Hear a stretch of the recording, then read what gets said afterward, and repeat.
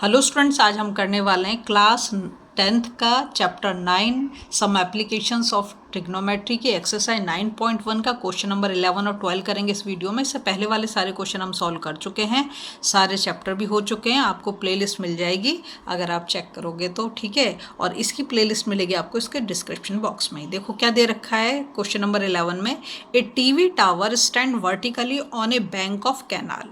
देखो यहाँ पर जो है ना, अगर आप डायग्राम अच्छे से समझ गए तो आप क्वेश्चन कर पाओगे। ये BC जो दे रखा है ये कैनाल है, ठीक है। इसके एक बैंक मतलब किनारे पे जो है ये टावर खड़ा हुआ है, ठीक है, टीवी टावर लगा हुआ है ये। From A point on the other bank, तो एक किनारा ये है कैनाल का और एक किनारा ये है तुम्हारा C पॉइंट वाला bank. Directly opposite to the tower the angle of elevation of the top of the tower is 60 degree. देखो यहाँ पे 60 डिग्री लिख रखा है। यहाँ से एंगल ऑफ एलिवेशन मतलब यहाँ खड़े होकर अगर आप देख रहे हो तो आपकी नज़रें ऊपर की तरफ उठेंगी, तो ये क्या हो गया, angle of elevation. From the another point 20 metre away from this point. देखो ये जो पॉइंट C है, C से ये D पॉइंट है, ये एक और पॉइंट है जो कि कितनी दूरी पे बताया, 20 मीटर की दूरी पर है, ठीक है। Point on the line joining this point two the foot of the tower. अब फुट ऑफ द टावर क्या है, ये हमारा फुट ऑफ द टावर है ना। The angle of elevation of the top of the tower is 30 degree. देखो यहाँ से ये जो दूसरा पॉइंट है 20 metre away from the bank, ये एक और एंगल ऑफ एलिवेशन बना रहा है कितना, 30 डिग्री पर, ठीक है। Find the height of the tower, तो हमें ये जो दे रखा है मतलब हाइट ऑफ द टावर पता करना, मतलब AB फाइंड आउट करना है, और विड्थ ऑफ द कैनाल मतलब BC हमें पता करना है। तो इसमें दो चीज़ हमें पता करनी है। देखो डायग्राम तो इसने दे दिया, तो आधा काम तो हमारा वैसे ही इसने सॉल्व कर दिया। अब हम क्या करते हैं, इसको हम मान लेते हैं जो हाइट ऑफ द, ये हमारी क्या है, ये हमारी टावर है, ठीक है, ये हमारी टावर है। और ये क्या है हमारी, ये हमारी कैनाल है। कहाँ से, यहाँ से लेके यहाँ तक। इसकी उसने हमें विड्थ पूछी है, तो हम इसकी विड्थ को x मान लेते हैं, और जो हमारी टावर है इसकी हाइट को हम h मान लेते हैं, ठीक है। तो यहाँ पे लिख देते हैं, let the width of canal be x and height of the tower be h, ठीक है। ये दोनों चीज़ हमने ले ली। अब हम क्या करेंगे, देखो हमें बेस चाहिए और हमें परपेंडिकुलर चाहिए, तो फिर हम पंडित बद्री प्रसाद जी को नहीं बोल सकते, पंडित बद्री प्रसाद हर हर बोले। तो इसमें हमारा परपेंडिकुलर और बेस की बात कर रहे हैं, तो परपेंडिकुलर ये रहा और बेस हमारा ये थर्ड वाला जो रेशियो है ये किसको डिनोट कर रहा है, tan थीटा को। तो हम यहाँ पर सबसे पहले मैं जो ले रही हूँ, यहाँ पे दो ट्राइंगल दिखाई दे रहे हैं आपको, एक तो ये वाला है ABC ट्राइंगल और एक ट्राइंगल ABD। तो मैं पहले क्या कर रही हूँ, पहले मैं ये वाला ट्राइंगल ले रही हूँ ABC। कौन सा वाला, ABC। तो यहाँ पे लिख देती हूँ मैं tan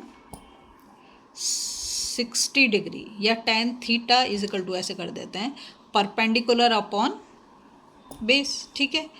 tan इसको मैंने लिया है। अब यहाँ पे लिख देते हैं इन ट्राइंगल, कौन सा ट्राइंगल लेने वाले हम, ABC, ABC लिख दिया, ठीक है। तो tan 60 डिग्री ले रहे हैं, tan 60 degree is equal to P upon B। P क्या है हमारा, AB, और B हमारा क्या है, यहाँ पे बेस जो है BC है। BC बोलो या CB बोलो एक ही बात है। tan 60 की वैल्यू कितनी होती है, √3, और AB हमने h मान लिया, हाइट निकाल रहे हैं ना उसकी, इसलिए, ठीक है। और कैनाल का क्या ले लिया हमने, x ले लिया है। BC हमने कितना ले लिया, x, ठीक है। अगर हम हाइट की फॉर्म में लिखें तो इसको इससे मल्टीप्लाई कर दें तो h इज इक्वल टू हमारा कितना आ जाएगा, √3x। x √3 लिखो या ये लिखो, ठीक है, इतना हमारा आ जाता है। ये हमने निकाला हाइट, अभी नंबर्स में नहीं आया लेकिन निकाला, ठीक है। अब हम दूसरे ट्राइंगल पे जाते हैं। तो दूसरा ट्राइंगल हमारा क्या है, यहाँ पे लिखेंगे इन ट्राइंगल ABD बड़ा वाला ट्राइंगल ले रहे हैं, अब इसको भूल जाओ आप, ABD देखो, ठीक है। तो ABD में क्या एंगल दे रखा है, 30 डिग्री दे रखा है। तो हम यहाँ पे क्या लिख देंगे, tan 30 degree is equal to perpendicular क्या है हमारा, AB, और यहाँ पर बेस क्या हो जाएगा, देखो बेस पूरा का पूरा यहाँ पर BD हम लेंगे, ठीक है। इसको एक और बार लिख देती हूँ AB, और हमें पता है अच्छे से कि BD किसके इक्वल होगा, BD होगा हमारे किसके, CD और BC के इक्वल। तो हम यहाँ पे ये भी लिख देते हैं, क्या लिखेंगे, BC प्लस सी डी, है ना। और ए बी तो हमारा ए बी हमें एच हमने मान लिया है, और ये जो है हमारा, ये क्या है हमारा, ये हो गया हमारा x plus 20, x plus 20, B C को हमने क्या माना, एक्स, और ये कितना है 20, ठीक है। तो अब 10/30 की जो वैल्यू होती है 1/√3 होती है, 1/√3। अब यहाँ पर किसके इक्वल हो गया, h/x प्लस 20 के, और h तो हम ऑलरेडी यहाँ पे फाइंड आउट कर चुके हैं, नंबर में नहीं आए लेकिन आ तो गया है, तो मैं यहाँ पर इसकी वैल्यू लगा देती हूँ। तो 1/√3 is equal to √3x upon x plus 20, ठीक है। अब हम क्या करेंगे, देखो हम यहाँ पर ना इसको क्रॉस मल्टीप्लाई कर देंगे, क्या करेंगे, क्रॉस मल्टीप्लाई करेंगे। तो पहले मैं इसको दोबारा से यहाँ पे लिख देती हूँ 1/√3, जिससे आपको अच्छे से समझ में आ जाए, √3x अपॉन x प्लस 20।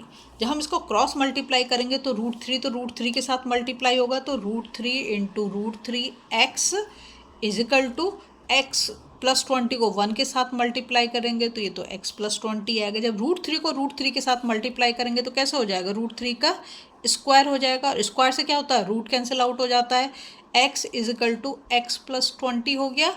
और यहाँ पे क्या आ गया हमारा, ये 3x is equal to x plus 20 हो गया, ठीक है।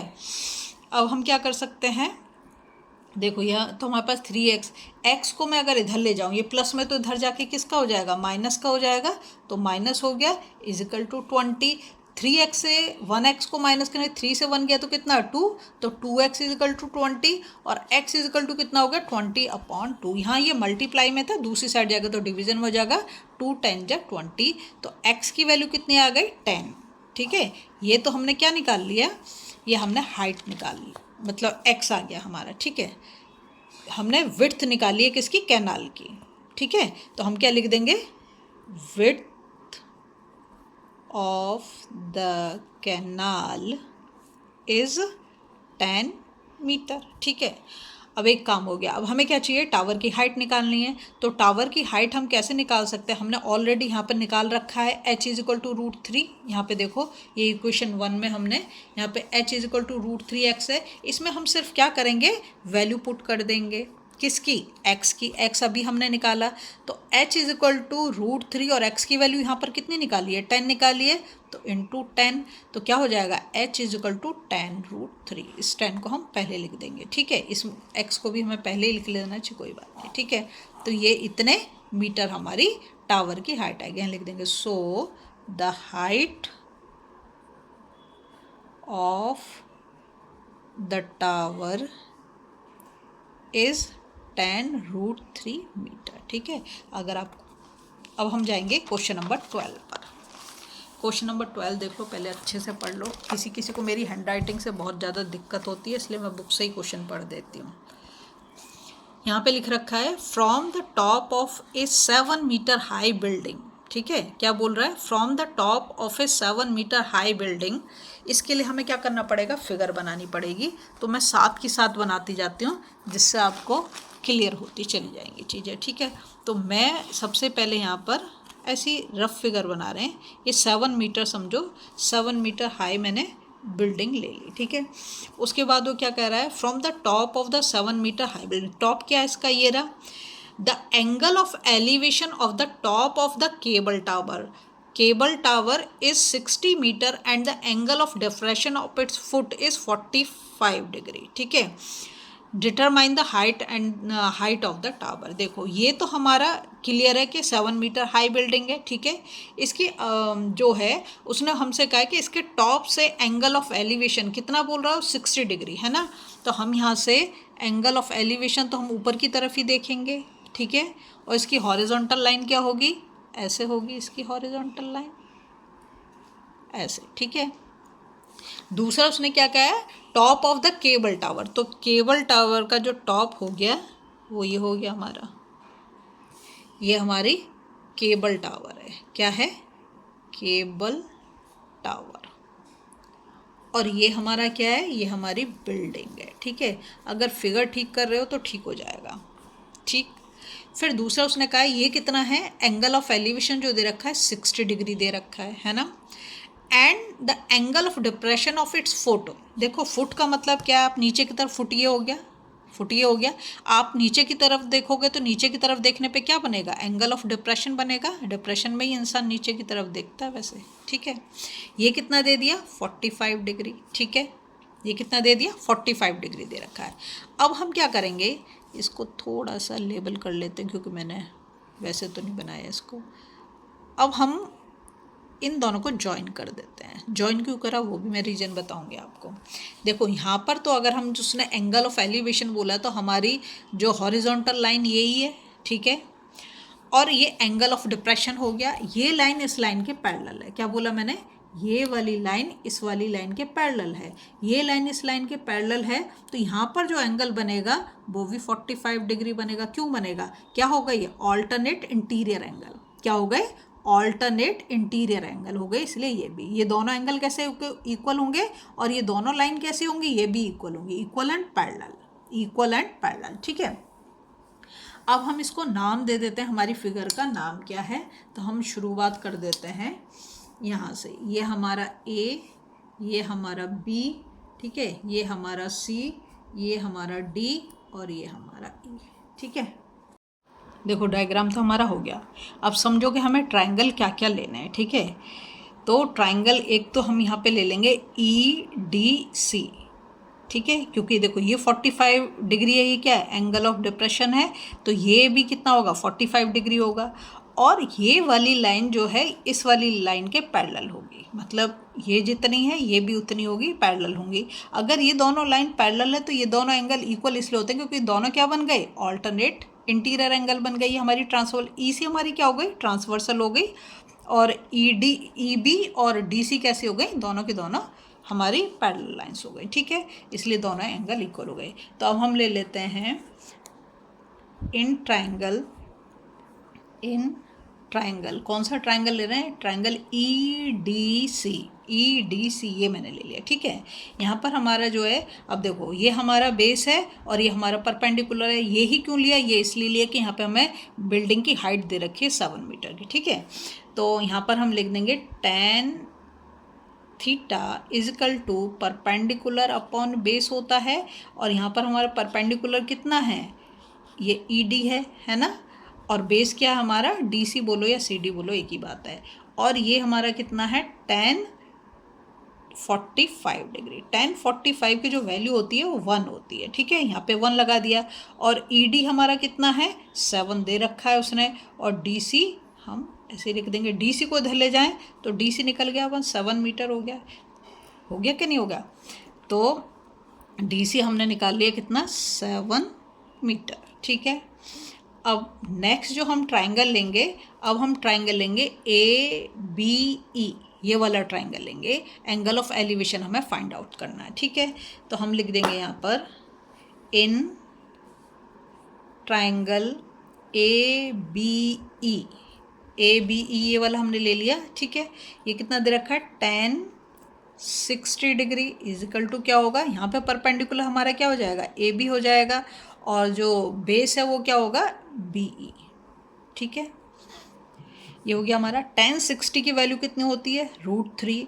और AB हमारा, AB तो हमें फाइंड आउट करना है क्योंकि टावर की हाइट हमें पूरी फाइंड आउट करनी है, ठीक है। और हमारा जो है ये तो दोनों इक्वल होंगे, ठीक है, क्योंकि ये सेम ही लाइन यहाँ पर है। तो ये 7 मीटर हो जाएगा ये वाला भी। तो EB हम लिख देते हैं 7। तो अब इसको हम इसके साथ क्रॉस मल्टीप्लाई करेंगे तो AB हमारा कितना आ जाएगा, 7√3, ठीक है। AB तो हमने निकाल लिया। हमें क्या निकालना है, हमें क्वेश्चन में पूछ रहा हाइट ऑफ द टावर। तो हाइट ऑफ द टावर जो है वो हमारी, यहाँ पे लिख देती हूँ मैं, height of the tower. Height of the tower हो गया हमारे पूरा, यहाँ ग्राउंड से लेकर ऊपर तक टॉप तक जाएंगे, ग्राउंड से लेकर टॉप तक जाएंगे तो क्या होगी, AC टोटल है ना, AC होगी। तो देखो, तो AC इजिकल टू क्या हो जाएगा, यहाँ फिगर में देखते जाओ। अब AB + BC होगा, AB + BC, ठीक है। ए बी हम यहाँ पे निकाल चुके हैं, कितना 7√3।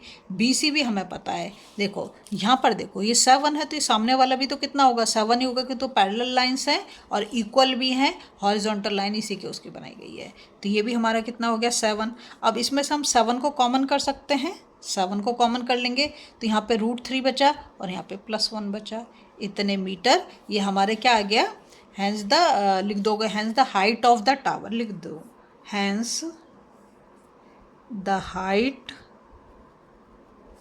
of the tower